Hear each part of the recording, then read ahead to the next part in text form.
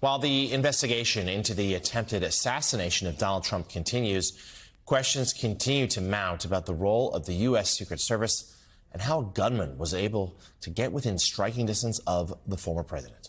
NBC News correspondent Stephanie Gosk has the very latest. A new report that security around Donald Trump was increased in recent weeks because U.S. intelligence learned of an Iranian plot to kill him, according to 3 officials briefed on the matter, raising even more questions about how a 20-year-old gunman in rural Pennsylvania with no apparent connection to the Iranian plot was able to get on a rooftop last Saturday and open fire on the former president. Moments before Thomas Crooks targeted the podium, a Butler Township police officer locked eyes with him, according to Township Manager Tom Knights. He was able to pull his head up over the roof. He did, in fact, see an individual on the roof with a weapon. The officer was responding to a report that someone suspicious was on the roof. Fellow officers boosting him up to check it out. And what did the shooter do? Turned towards him, had the barrel of his weapon pointed at the officer. And at that point, the officer's hanging on Yes. to the side of the roof? Yes. Unable to pull a gun out? Unable to defend himself? Unable to reach his radio? Any of that, yeah. Strictly defensive movement for him to lower his head, duck, lost his own grip, right? Fell approximately 8 feet to the ground. Knight says the officers radioed a message on a channel that included the Secret Service to say the suspicious person was in fact a gunman. He does not know how much time passed before the shooter opened fire.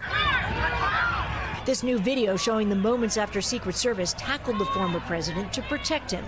The Butler Township Police were not responsible for the security of the building, according to Knight, but it's unclear which local agency was. The Secret Service says it was outside of their security perimeter and was primarily the responsibility of local law enforcement, even though the rooftop had a vantage point 148 yards from the podium. The AR-15, or variations, the M4, has a maximum effective range of 656 yards. Retired Secret Service agent Rich Staropoli also worked for the Department of Homeland Security under Trump. That building was nowhere near the outer perimeter. There is no excuse for not having someone posted on the roof of that building. The Secret Service tells ABC News that no one was put on the roof because it was dangerously sloped. That argument called into question because of images like these.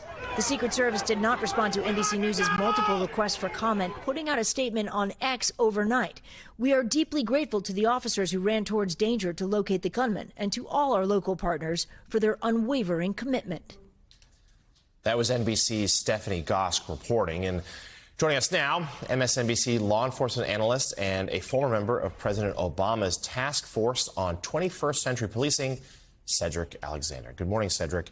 Let's start with that building and your analysis as to why it was not considered part of the security perimeter, why there were no snipers there, and how it seemingly slipped through the cracks despite what was a clear shot at the rally stage.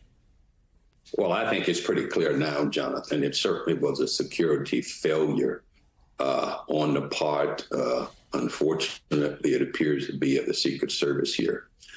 When you're going to have a former president or president and you're responsible for their protection, you just can't say, well, my responsibility is only up to this many feet at this many yards. You have the sole responsibility. That's why you work closely with local law enforcement.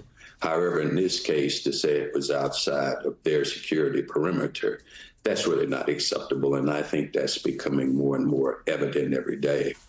So at this point, it's certainly easy to criticize the Secret Service in terms of what they should have done. I think it's also an opportunity, though, now for the Secret Service and other agencies to compare notes and look at it in terms of what we're going to have to do going forward. This was a failure of security, and this is just not acceptable. To that point, there seemed like there were a number of mistakes. The roof we just covered, but also that there was reporting of the gunman was acting suspiciously near the metal detectors to come into the event. He wasn't confronted. And then the fact that former President Trump was allowed to stand and be clearly visible after after he had been wounded and then put into, and then those moments here we're seeing here is that if there was a second gunman, they would have a clear shot then. What are some of the lessons? What changes do you think could come to these rallies going forward in the wake of this? Well, I think certainly going back, if you and I, Jonathan, were in charge of a detail such as this, we're going to make sure that we're going to go beyond 100, 200-yard security perimeter, particularly if you have rifles that you can put out as far as 1,000 yards are better. And I think it becomes important to look at that, particularly in this climate that we're in. And in addition to that, even at the point the shots were fired, the former president went down to cover himself.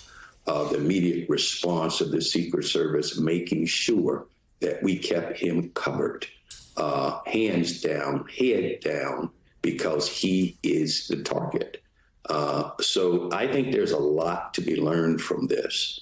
And I think the way forward now is to be able for them to be able to compare notes with their training and look at it, what they can do better going forward. So this is a sad, unfortunate, and should not have happened under any condition.